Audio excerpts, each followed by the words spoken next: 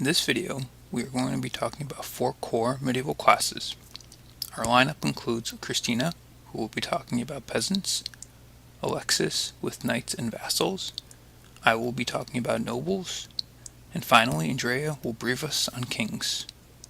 The word feud means a prolonged and bitter quarrel or dispute. And when talking about feudalism, at its core, the entire system is based on the fighting of many peoples for land and power. After the fall of the Western Roman Empire in 467 CE, chaos spread across Western Europe. Feudalism was the reaction to this chaos. Land was up for grabs, and there needed to be a way to farm, govern, and protect a great deal of that land. Hence, a pecking order was formed, with peasants who generated the resources, knights and vassals who protected them, and nobles who assembled and led these knights. And at the top of that ladder was the king who ruled them all. In the next few slides, we will go into further details into 4 of these feudalistic classes. Hopefully, at the end of this video, you will not only have an understanding of why feudalism was so important after the fall of the Western Roman Empire, but also want to explore the many other gradations of the medieval period. And now, without further ado, I would like to introduce Christina with the peasants. Hello, my name is Christina, and I'm going to talk about the lowest class in the feudalist society, most commonly referred to as peasants. The peasants, farmers, and serfs in a feudalist society made up the poorest class of people. They were generally farmers and laborers of the land, consisting of both free, the farmers and peasants, and unfree, the serfs. However, they are most commonly referred to as an all-encompassing term of peasants. Before the feudalism hierarchy emerged, peasants were the poor and uneducated within the Roman Empire. With no militant background, earning land was not an opportunity for them in this new and quite immobile society. As stated in the Magna Carta, we will not allow anyone henceforth to take an aid from his freemen save for the redemption of his body and the knighting of his eldest son and the marrying once of his eldest daughter, and for those purposes there shall only be given a reasonable aid. This can be taken to mean that navigating through the classes was not an easy feat, so most who were born peasants would die as such as well. Consequently, since land ownership was one of the biggest components contributing to your status in feudalism, this left them at the bottom with no power, only answering to the lords who ruled them. The largest role they played within society was to provide food and service to the higher classes. They worked the land, harvested crops, and raised livestock to supply the surrounding kingdom with food. Although this land was granted to them, except for farmers who, although a part of the lowest feudal class, often owned their land, they did not own it, so in turn served the knight in his household or paid rent for the land. In a sense, peasants were also responsible for where those above them derived their power. The land on which they worked and lived could be sold, and they were a part of that sale. The more land a lord owned, the more powerful they would become. So the gain or loss of them as servants and laborers directly affected how much power someone else above them had. Although this class was essentially the economic backbone of society, providing the food needed to survive, they did not heavily interact with the other classes. In fact, they rarely left their villages for the entirety of their lives, and if were to do so, would need to seek permission from their lord. The only time interaction could be found between this class and another was to ensure rent was being paid and the land was being properly labored. Interaction also occurred when acquiring approval for marriage. While those placed higher in the hierarchy only needed priestly blessings, as found in the Council of Westminster, 1076, a blessing and approval by a lord was also required for peasants, which goes to show just how little power and control they garnered. However, in turn for all of this, they would continue to receive protection and a place to live from their lord. Their hard work did, however, free up time for the classes above them to socialize and, most importantly, to prepare for battles. Thank you, Christina, and now I would like to introduce Alexis with Knights and Vassals. During the feudalism era, the king was the ultimate ruler. He had access to all of the land, which he divided among the lords and noblemen. Vassals and knights were hired by their lords to oversee the daily activities of their manor, and even leased out their land to be under complete control of these men. Most of the knights were soldiers from the king's already established army. The trick was that these men had to take an oath swearing lifelong service to their lord and king and protection. The oath was called the Oath of Fealty. The main duty of vassals was that they were responsible for being the assistant and second in command to their direct feudal lord, who could be anyone from a clergyman to the king himself. In addition, they maintained the manor and watched over the day-to-day activities, recruited soldiers in the lord's army, attended to the feudal lord during court, supervised all serfs and peasants, and even acted as a mercenary. Due to so many responsibilities, vassals were afforded more authority on land. Since they were afforded land, many vassals in the Middle Ages led the role of both lord and vassal. They leased their land to other vassals, which was a very common practice. If a vassal died, the appropriate male member of the family would take on the role. If there were no more males of age, the lord would take care of the previous vassal's family. As a knight or vassal, there was constant interaction with all classes. With the king, knights were soldiers in the army, and vassals provided food and housing for the king whenever it was needed. With the lord, knights and vassals directly served him or her. Their everyday work was on account of their service to their lord.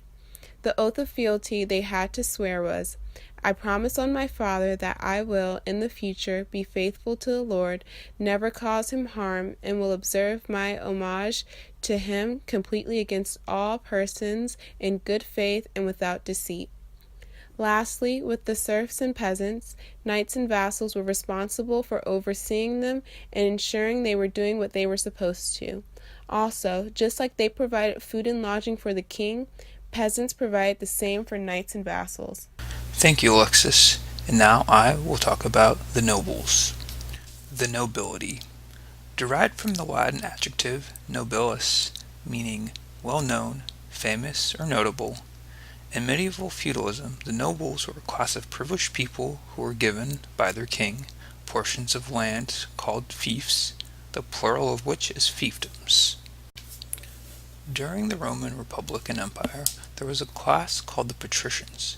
They were basically the ruling class. The main difference moving forward to the medieval period is that there is no longer a governmental body, but a monarchy, where the king is at the head of the ruling class. This creates a different type of power structure, as previously stated, one based off of the division of land. The noble class had a well-defined hierarchy based on their birth, influence, rank, and military service. For example, dukes would control what were called duchies, while counts, or of lower rank, controlled smaller territories called counties. These male-dominated households passed on their land and assets through their male heirs, or by marriage through their daughters. If a noble would die without any next of kin, the land would go back to the king, or sometimes even be donated to the church. The feudal estate. As defined by the Merriam-Webster's dictionary, a fief is a feudal estate or something over which one has rights or exercises control. During the feudalistic periods, kings would contract their land out to the nobles through what was called a feudal bond. There are two aspects of this pledge. One is called fealty, and the other called homage. The root of homage is homo, the Latin root meaning man. Homage was a ritual in which a noble would kneel and pledge his faithfulness to his lord, essentially becoming the king's man. A pledge of fealty was to swear one's military allegiance and protection to the lord.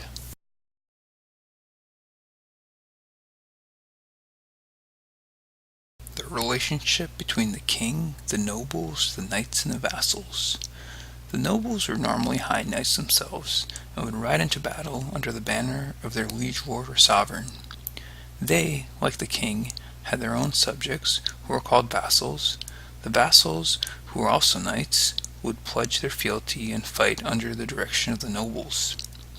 These relationships, which were based on land ownership, allowed for strict military chain of command, which started at the top with the king and ended at the bottom with the vassals. Primarily, this power structure allowed for the protection of the lower classes, the peasants, who were the main resource gatherers, and who were susceptible to bandits and raiding parties from the surrounding territories. Lifestyles of the rich and the famous. Early feudalistic societies came about due to the fragmentation of early medieval empires such as the Carolingian Empire. This fragmentation caused upheaval across all of Western Europe, which led to the drawing of many lines across the proverbial sands. These feuds amongst the kingdoms required lands to not only sustain resources, but also be used as bargaining chips to amass the biggest armies and cavalries ever seen. The nobles were the glue which kept these armies composed, organized, and paid. The men of the nobility were highly skilled in the art of combat.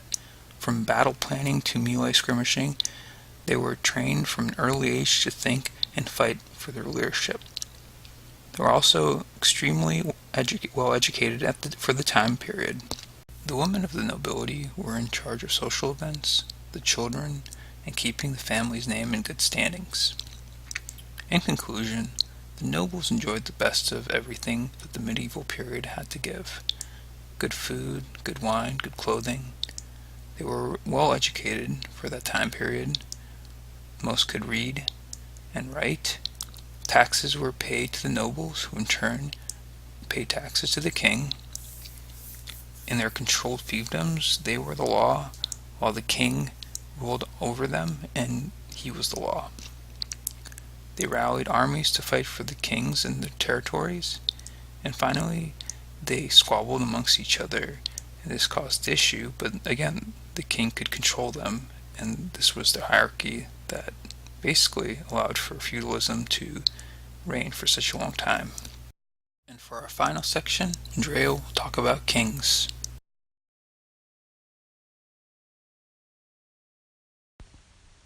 Feudalism emerged as a form of social, economic, and political organization after the fall of the Roman Empire between 300 and 500 CE, after the death of the Holy Roman Emperor Charlemagne in 814. The origins of feudalism tend to be identified as an intermixture of Germanic and Roman law as well as Catholic doctrine. However, its origins were as practical as they were legal or philosophical. Repeated invasions and attacks from the north and east had made the lands of the former Roman and Holy Roman empires insecure. In order to attain security after the fall of the Roman Empire against Germanic barbarians, Islamic invaders, and pagan enemies, European kingdoms gradually accepted the customs of feudalism. The feudalistic setup of European Middle Ages was also strengthened by the emergence of Christian religious revolutions. Historians often describe feudalism as the military and judicial custom of Middle Ages that were established during the 9th and 15th centuries. Feudalism was a social, political, and religious structure which was based on the exchange of land for military services and/or cash rent. In England, William the Conqueror established the Mormon feudalistic system after defeating the English army. After his victory, he awarded all his supporters who fought for him with big portions of land which were known as manor or fief. Under feudalism, every person was expected to pay for the land either in form of taxes and rent or by working as servants for various chores of the manor. In addition, a person could also provide equipment, weapons, or clothes for the soldiers, or could serve as a soldier.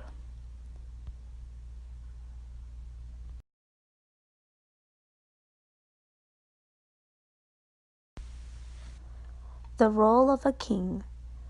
The system literally accounted for all aspects of a society aside from religion.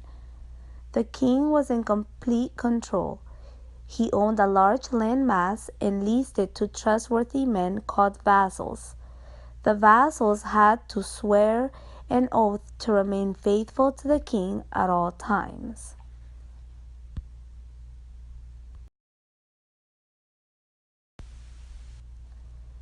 The amount of land owned by a king was a direct measurement of his power. The men who leased land from the king were known as barons. They were wealthy, powerful, and had complete control of the land they leased from the king.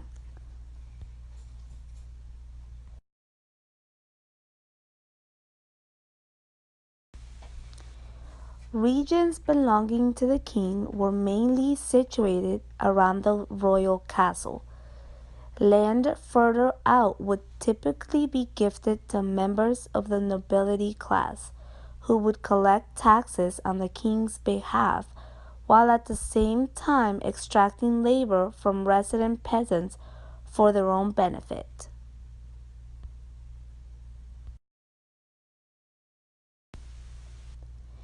In this way, the king was able to secure the allegiance of relatively distant territories. Donating the land to the church, meanwhile, was considered an important means of gaining favor with God.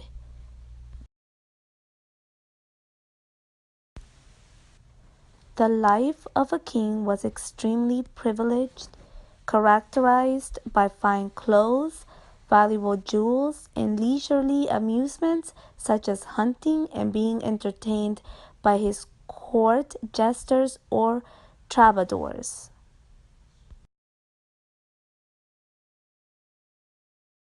Thank you all for listening.